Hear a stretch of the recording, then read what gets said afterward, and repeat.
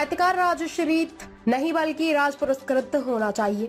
एक सच्चे साहित्यकार को पुरस्कृत कर उससे साहित्य सृजन और संस्कृति के संरक्षण करने हेतु प्रेरित करना समाज और राष्ट्र का कर्तव्य होता है। उक्त उद्गार महाराष्ट्र राज्य हिंदी साहित्य अकादमी के कार्याध्यक्ष डॉक्टर शीतला प्रसाद दुबे ने अकादमी द्वारा सोमवार 11 मार्च 2024 को चर्च गेट मुंबई स्थित जय सिंह कॉलेज के सभागार में आयोजित वर्ष 2023-24 के गरिमापूर्ण पुरस्कार वितरण समारोह में व्यक्त किए। इसी क्रम में अकादमी की उपाध्यक्षा श्रीमती मंजू लोढ़ा ने कहा कि इन सभी उत्कृष्ट साहित्यकारों का सामना करके अकादमिक स्वयं को सम्मानित महसूस कर रही है। अकादमिक के वरिष्ठ सदस्य डॉक्टर सुधाकर मिश्र ने छत्रपति शिवाजी महाराज और कवि भूषण की प्रथम मुलाकात के प्रसंग का उल्लेख करते हुए कहा कि महाराष्ट्र की भूमि सदैव से साहित्यकारों का सम्मान करती है।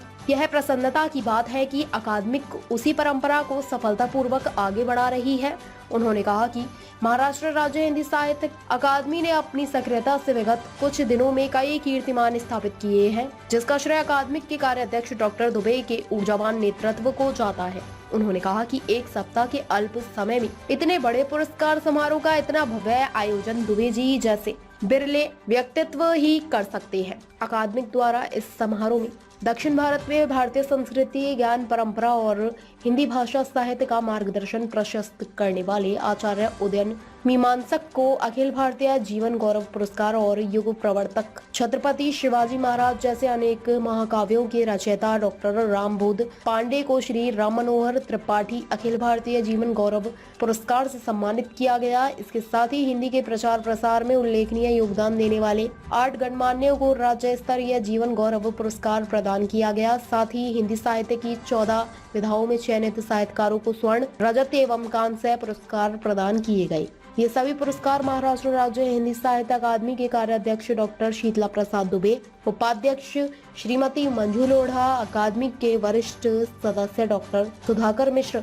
डॉक्टर प्रमोद शुक्ल एवं श्याम शर्मा तथा वरिष्ठ पत्रकार विमल मिश्र द्वारा संयुक्त रूप से प्रदान किए गए।